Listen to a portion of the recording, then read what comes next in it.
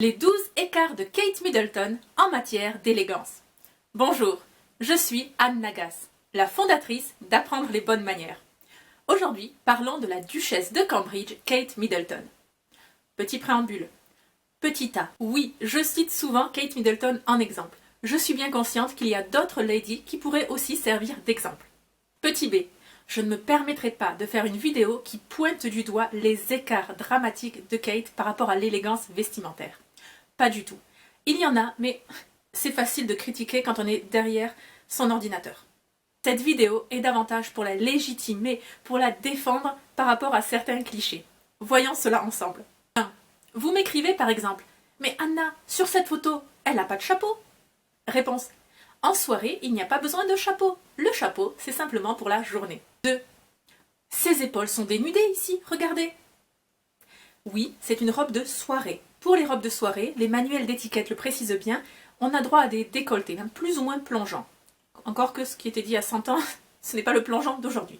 Bon, toutefois, Kate Middleton a énormément de robes de soirée avec les épaules couvertes et à mon sens, ça lui va beaucoup mieux. C'est beaucoup plus beau, c'est beaucoup plus décent, même par rapport à sa silhouette, c'est beaucoup plus avantageux.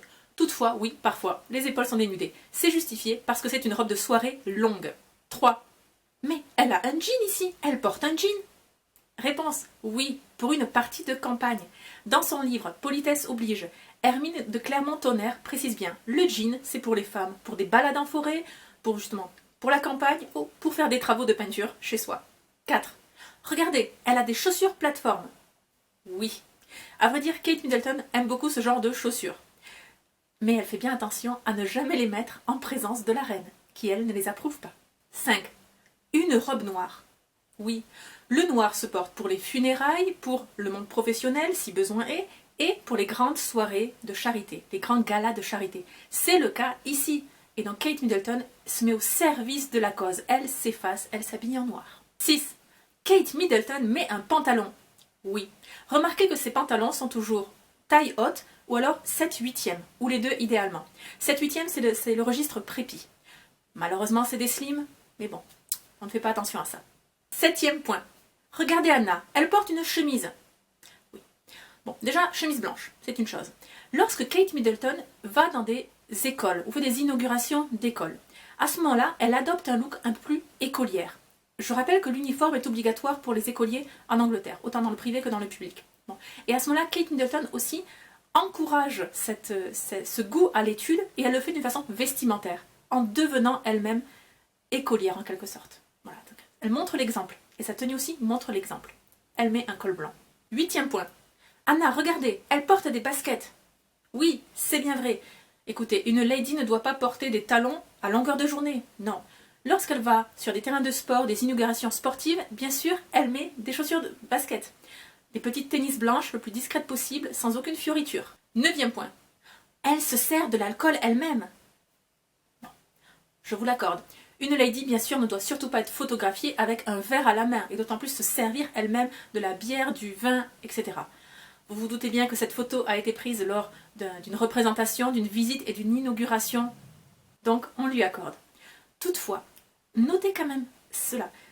Sur cette photo, elle paraît beaucoup moins élégante, alors qu'on apprécie énormément la duchesse de Cambridge.